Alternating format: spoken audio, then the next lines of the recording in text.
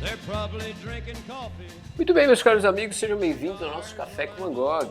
Aqui nós vamos falar um pouquinho sobre os segredos da arte de Van Gogh para você iniciar na pintura. Eu sou Herbert Cruz e nós vamos falar nesse nosso primeiro episódio sobre por que pintar. Será que é necessário? Será que é uma necessidade? Não é? E às vezes a gente se pergunta por que a gente faz uma atividade artística, né? Não, Franciscão? Diz aí. As pessoas se perguntam, né? Por que pintar? Dizem que as crianças gostam muito de pintar, de colorir, de desenhar, de cantar, de dançar e assim por diante. Até parece que a nossa primeira infância é o momento onde a gente se descobre como artista, né? Isso. Mas passa-se o tempo, parece que nós vamos ficando pessoas muito mais conceituais, né, do que intuitivas, vamos dizer assim. E, bom, é claro, nós somos filhos um pouco do positivismo, do construtivismo e tantos ismos que privilegiam muito mais o conhecimento científico do que a intuição, né, e o exercício imaginativo. Muito bem, curioso saber que nós somos rodeados por imagens, não é mesmo? A maior parte dos aplicativos hoje que nós usamos, todos eles têm imagens, né, que são profundamente atrativas, que nos comunicam alguma coisa e que nos fazem navegar no mundo da internet. Mas se a gente perguntar, afinal, por que a pintura? Já que temos muitos recursos que fazem, ou que elaboram, ou que criam, ou que produzem imagens hoje em dia, né? A gente sabe que antes ainda da vinda da fotografia, praticamente todo o registro visual ou imagem eram feitos pelos desenhistas, não é isso? Pelos pintores, pelos cartógrafos, por pessoas que tinham o poder, vamos dizer assim, de evocar uma imagem e comunicar algo através dela. Com a vinda da fotografia, os meios, né, de propagação da imagem, as grandes impressoras, as gráficas e assim por diante, isso parece que foi sendo deixado de lado até o ponto mesmo da gente chegar hoje no período virtual da coisa, né? Onde parece que as imagens surgem de uma maneira assim, quase que mágica, e a gente não sabe muito bem de onde elas nascem, é isso? A pintura, desde sempre, foi vista como uma atividade humana que sugere, né, uma habilidade técnica e não só isso, uma habilidade poética do ser humano, né? Toda arte ela é um discurso poético da realidade, na qual é utilizado símbolos, né, figuras, metáforas, né, e uma série de outros elementos para que, diante de uma obra, o ser humano possa captar, né, primeiro com a sua intuição, inúmeras possibilidades de interpretação, e segundo, né, com a sua inteligência, aquilo que pode se transformar em um tipo de conhecimento. Por mais que a gente encontre elementos sociais do seu tempo, de referência, de influência na obra de um artista, é preciso levar em consideração que nem sempre o seu discurso sobre a obra de arte, ou seja, aquilo que ele escreveu ou disse, ele corresponde às intuições primeiras que a obra de arte traz. Então veja, quando nós estamos pintando, dificilmente a gente está discursando com palavras o que nós estamos fazendo, né? Faz um teste aí. Pega um pedaço de papel e desenha um quadrado, por exemplo. Dificilmente, enquanto você faz esse quadrado, você está discursando, ou seja, você está conversando ou dialogando sobre quais são esses elementos simples para a elaboração de um quadrado. Agora estou fazendo uma linha reta horizontal, agora uma linha reta vertical, agora esta figura está separada no espaço plano da minha... Não, você apenas faz e associa essas imagens mentais da figura do quadrado, né, com a sua capacidade de registrar isso, certo? Então, a pintura, ela traz para nós esta capacidade de simplificar uma experiência e, através dessa simplificação da experiência, conter uma potência, ou seja, uma capacidade muito grande de explicação diante da imagem. Van Gogh, ele gostava que os seus quadros fossem expostos, né, todos juntos, para que aquilo desse uma ideia de unidade e que o conjunto explicasse um pouco sobre a obra inteira. É isso?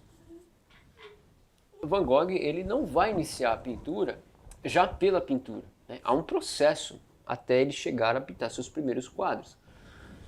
Esse processo ele demanda, né, uma série de experiências, primeiro visuais, né? Desde pequeno ele já tinha essa sensibilidade visual muito aguçada, né? E segundo, esta sensibilidade visual fazia com que ele então se interessasse profundamente, né, por toda e qualquer imagem que pudesse sugerir uma espécie de história, tá? Uma espécie de emotividade, uma espécie de poesia, vamos dizer assim. Então toda obra de arte ela é um discurso poético, né? Como Aristóteles vai dizer, entre os grandes discursos, o discurso poético é o discurso artístico, onde a gente utiliza símbolos, onde a gente utiliza metáforas, onde a gente utiliza analogias para dizer alguma coisa ou mais de uma coisa, por exemplo, né? Então uma obra de arte não necessariamente tem uma única possibilidade de interpretação, muito pelo contrário. Uma grande obra de arte ela vai ter inúmeras possibilidades de interpretações. O que nós temos hoje em dia com a indústria do entretenimento, por exemplo, é esta, vamos dizer assim, é uma espécie de falsificação de obra de arte. Porque no entretenimento você não tem uma obra que ela é produzida com uma capacidade de te gerar inúmeras interpretações do que é feito, né? Então, por isso que elas são muito enjoativas, né? As músicas que estão na moda, né? Os filmes que às vezes estão na moda, as séries que estão na moda, às vezes elas enjoam rápido, dificilmente, é muito pouco os filmes de nossa época que a gente assiste mais de uma vez, por exemplo. Então veja, ainda nos anos de ouro do cinema você tinha, né, uma capacidade expressiva muito grande, quando a gente assiste Charlie Chaplin, Kubrick, Buster Keaton, nossa, Buster Keaton é demais. A gente assiste aquilo e fala, meu Deus, como isso é incrível. Você assiste uma vez, você capta umas impressões, assiste uma segunda vez, mais impressões. E aquilo tem uma riqueza de detalhes, de interpretações muito grande, né? O que os nossos filmes de hoje, eles são muito pobres em temática. Tanto que a gente percebe essas inúmeras reformulações de filme do passado, vocês já perceberam? Né? Ou seja, o que isso quer dizer? É um esgotamento no tema ou na capacidade expressiva de poder contar uma história. Então veja, o que faz de Van Gogh ser um grande artista, né, até hoje assim, e todo mundo gosta de Van Gogh, é o poder consolador que as suas obras trazem. Até porque era esse o seu profundo desejo, que as suas obras se transformassem em uma arte que ela fosse profundamente consoladora para as pessoas, de que qualquer sofrimento que elas tivessem, que a sua obra servisse como se fosse um alívio, servisse como um alívio, né, uma consolação, que elas saíssem depois de ter visto suas obras, de certa forma consolado, porque era isso que ele buscava, na verdade, né? Desde as suas experiências, né, como a tentativa de ser pastor, o período que ele vai ficar em Amsterdã, depois o período que ele vai para a Bélgica, ele quer ser um catequista, né, alguém que instrui as pessoas, ele mantém esse desejo, né, de consolação, de consolar, seja por instruir, seja por aí até aqueles que mais sofrem e levar ali um sinal de consolação. Só que de todas essas tentativas, na verdade, ele vai encontrar, né, o seu repouso, vamos dizer assim, ou a sua voz, ou a sua melhor maneira de fazer isso através da arte, apesar de todas as suas dificuldades pessoais, né? Então, por mais que uma obra de arte dependa de uma qualidade técnica para que ela seja elaborada, toda técnica está sujeita à capacidade expressiva do artista, ou seja, o que ele está dizendo com aqueles materiais que ele está utilizando, tá certo? Por exemplo, a gente pode escrever um texto usando lápis, usando caneta, né, usando o aplicativo do celular, né, usando o teclado do computador, usando um pedaço de giz e risca na parede e assim por diante. Cada uma dessas maneiras de escrever é o que nós chamamos de técnica, mas o que estará escrito e a maneira do que está escrito comunica para quem o lê é o que nós vamos chamar então de recurso expressivo, certo? A gramática, as palavras, o vocabulário, a acentuação e assim por diante. Então a pintura ela é mais ou menos esse movimento. O artista ele precisa de um vocabulário visual bem abrangente, muita quantidade de imagens, para que dessas imagens ele possa selecionar o tipo de material que ele vai então expressar algo. Quando Van Gogh ele inicia na pintura, antes disso, né, quando ele vai fazer ali a sua primeira fase da pintura, é uma fase bem escura ainda. É como alguém que estivesse descobrindo ali a luz. Uma das pinturas bem conhecidas da primeira fase são os comedores de batata, né, na qual é uma memória da sua missão na carvoaria da Bélgica, né, e ele então quer retratar esta cena que ficou bem forte em sua memória. Muito bem, mas antes disso é importante lembrar que Van Gogh ele passa um tempo treinando o desenho, né? E não só isso, desde pequeno ele já tinha o costume de decorar algumas coisas, seja uma carta, né, ou ele fazia de memória ou de observação a representação das figuras, da paisagem e tudo mais. O que faz uma pintura ser uma grande obra de arte é o fato do artista ter conseguido, né, traduzir com uma linguagem poética um recurso que serve para qualquer pessoa reconhecer o que ali está sendo dito. Então ele atinge uma camada universal de significado, beleza? É claro, toda obra de arte ela sugere a beleza no ponto em que esta beleza ela dá essa sugestão de unidade e é como se aquela pintura não precisasse mais nada para ela estar pronta, né? É como se não precisasse tirar nada e não precisasse acrescentar nada.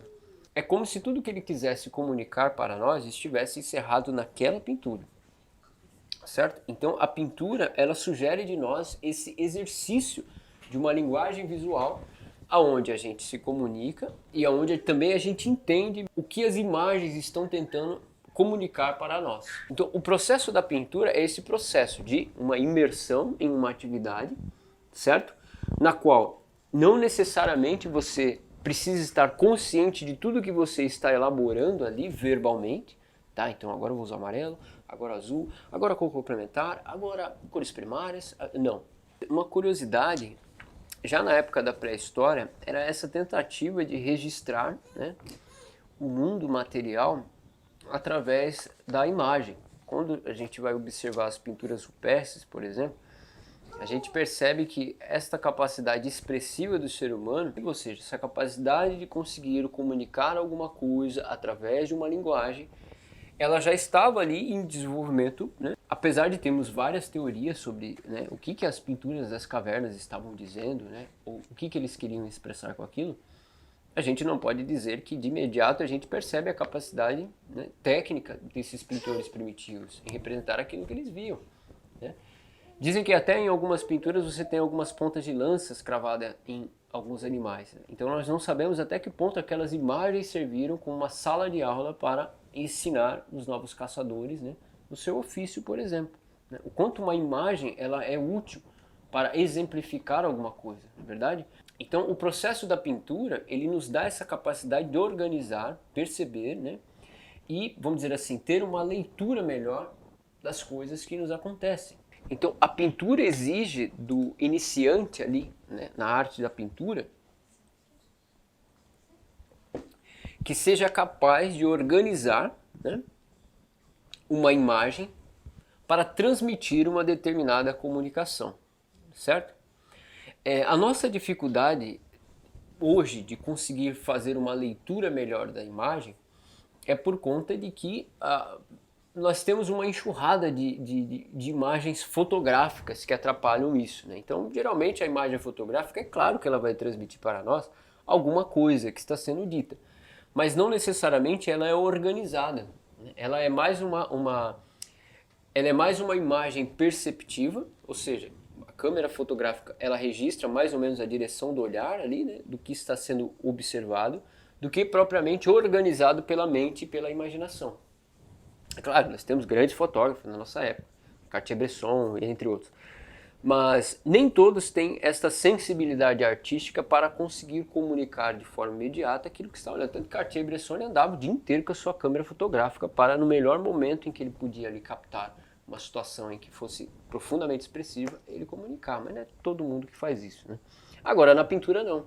Na pintura você já tem esse poder, entre aspas, de organizar aquela imagem e fazer ela surgir ali de uma forma que antes não existia, a não ser na ideia. Toda atividade artística, é claro, ela exige de cada um de nós esta capacidade de presença, né? Você tem que estar atento àquilo que você está fazendo.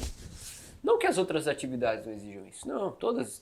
Você vai cortar cebola para temperar alguma coisa, você precisa estar atento ali. Mas o que eu quero dizer em estar atento é que aquela atividade ela exige de você uma presença para então conseguir colocar os elementos visuais para dizer alguma coisa de uma forma verdadeira.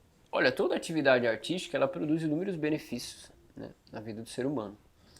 A pintura, em especial, que é a qual nós estamos falando, ela vai trazer essa capacidade de organização mental das imagens que nós guardamos na memória.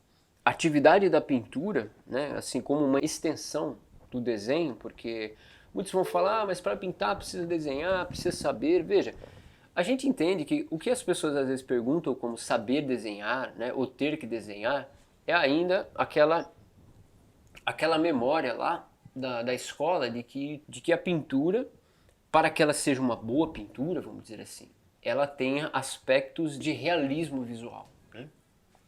Porque muitos vão dizer que a arte moderna é uma coisa que todo mundo faz, que a criança faz, que o cachorro faz, que vira lá um elefante com pincel pintando aquilo, né? E não é bem assim. Se a gente for analisar a história, né, da pintura, principalmente, nós vamos ver que os processos, né, a mentalidade do artista, a psicologia do artista, os meios, os mecanismos, as ferramentas, as técnicas, elas foram modificando esse aspecto de pensar a imagem, tá?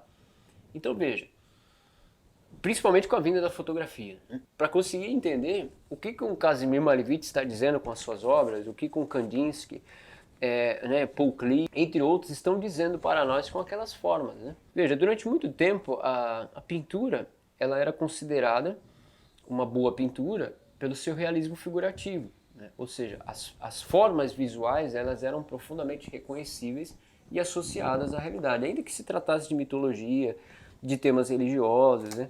E assim por diante. Mas as figuras ali representadas sugeriam uma pessoa, um homem, uma mulher, uma árvore, né, uma estrada, né, isso está no alto, isso está embaixo. Porque a referência principal dessas pinturas era uma referência própria da realidade. Então a pintura, o exercício de pintar, ele vai trazer consigo uma série de benefícios físicos, né? Uma espécie de relaxamento, um bem-estar, né? um sentimento de utilidade por estar fazendo uma atividade ou aprender algo novo, isso tudo é verdadeiro mesmo. E não só isso, a sua capacidade de perceber essa dificuldade que nós temos entre fazer algo bem feito, né? Iniciar, ela é imediatamente percebida. Então toda pintura ela sugere de nós esse dilema moral. Todo exercício de pintura ela faz com que a gente treine esta capacidade, né, de desenvolver uma habilidade humana, de uma forma em que aquilo possa servir de algo bom para os outros, né? Porque veja, não necessariamente um artista ele traduz ali os seus sofrimentos, né? Aqui o artista coloca o seu sofrimento. O Van Gogh não estava muito interessado nisso, porque de sofrimento já bastava a sua própria vida. Então não necessariamente ele precisava contar aquilo através das suas obras de arte. Ele queria que o aspecto transcendente, ou seja, aquilo que estivesse acima da sua própria vida pudesse ser revelado em seus trabalhos, no caso a consolação de todo o seu sofrimento, né? Então, ou seja, esta faísca de eternidade que ele consegue colocar no seu trabalho, ele é percebido até hoje. Então por isso que ele também vai ser um artista muito popular, porque veja,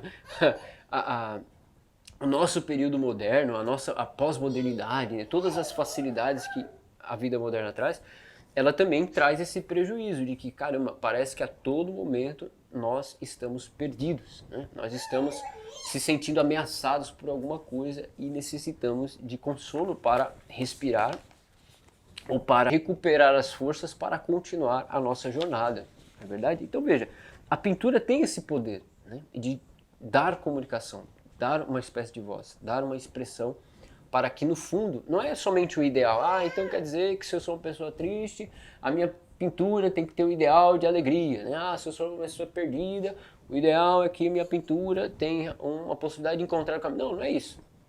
Com o passar do tempo, cada um vai descobrir o que pode ser expressado em suas obras.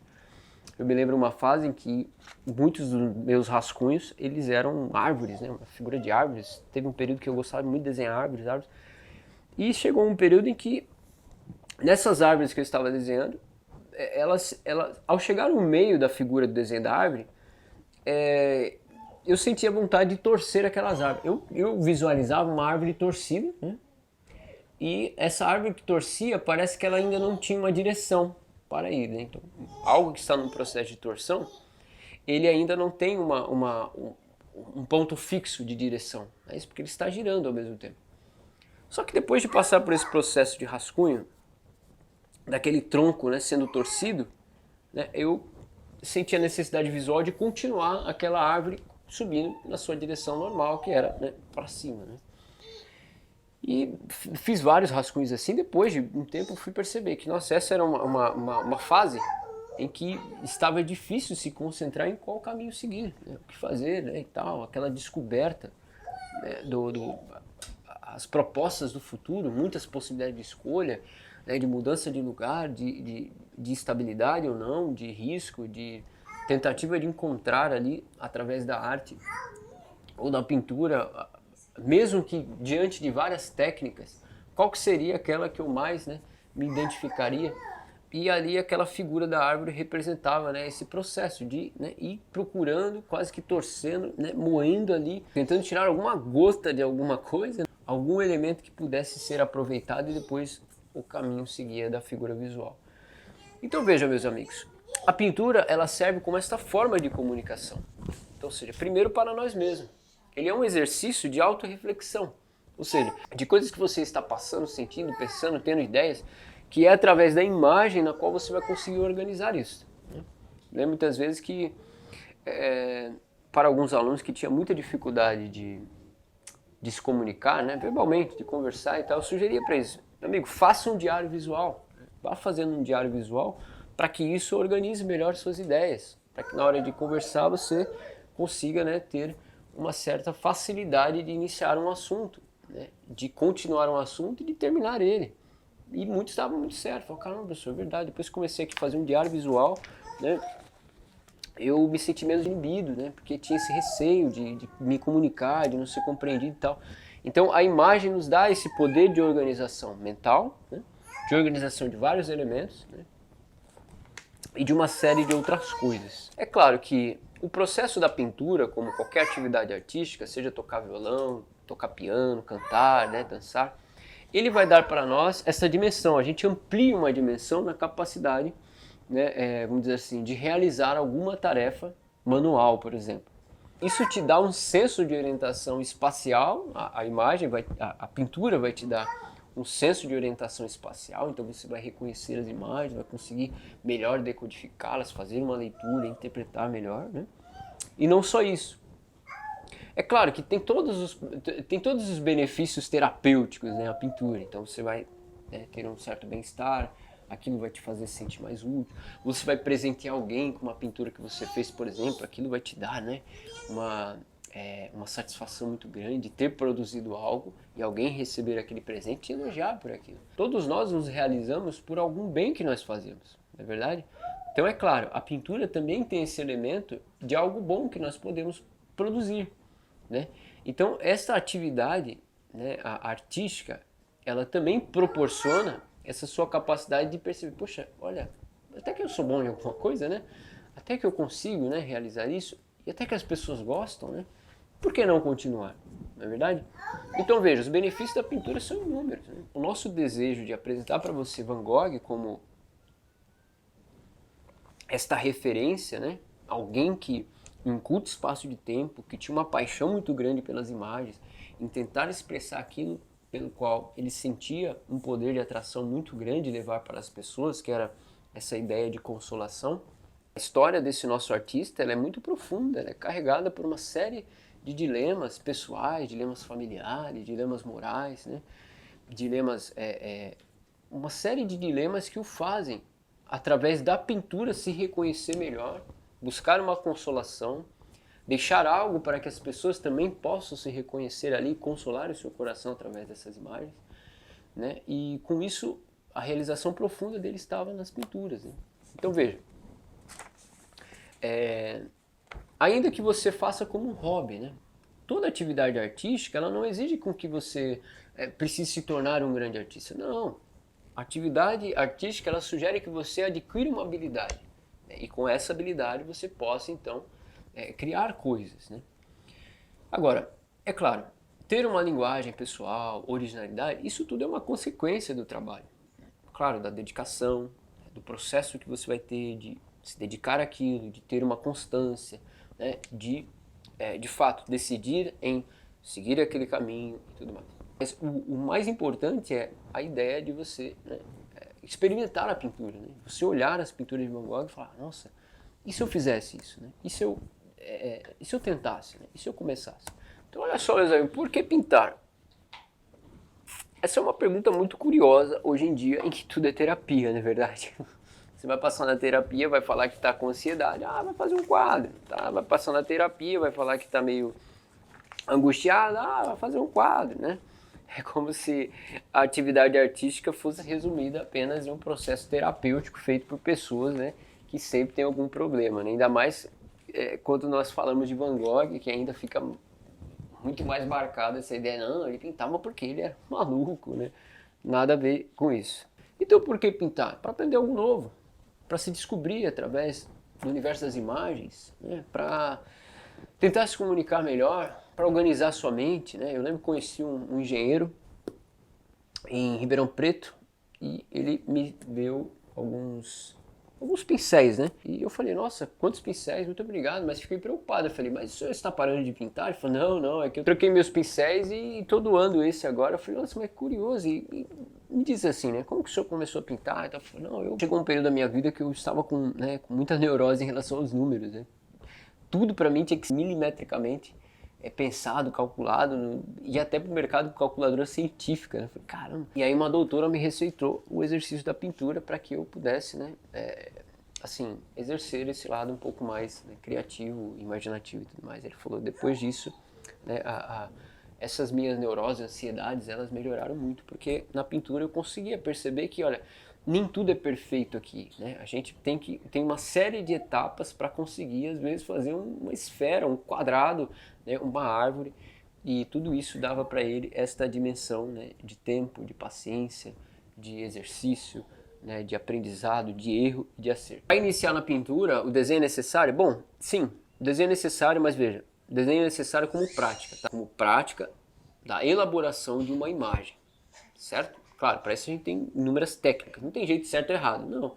A gente apresenta para vocês Van Gogh porque ele é um artista muito popular, muito querido, as suas obras são profundamente agradáveis, né? E não só isso, elas são muito bem feitas, né?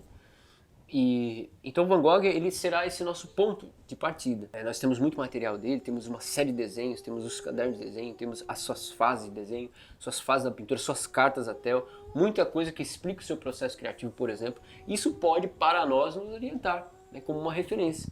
Assim como Van Gogh, que tinha suas referências nos mestres do passado, e tudo isso vai contribuir para que ele possa, com o tempo, né, formular e elaborar o seu estilo original. Isso também serve para nós. Então Van Gogh é um ponto de partida, porque a sua pintura ainda hoje tem algo a nos comunicar. E às vezes você tem alguma coisa para dizer, só através das imagens isso pode ser possível, meus amigos. Então, quando começar? Quando você quiser. Então por que pintar, meus amigos? Porque é bom. Simplesmente isso. Porque é bom. Porque dentro da pintura você pode descobrir uma série, né, de habilidades que estão adormecidas em você e isso te trazer uma realização ainda melhor, tá certo? Espero que a gente tenha batido um papo aí, né, nesse nosso primeiro episódio, tá certo? Café com Van Gogh e até a próxima!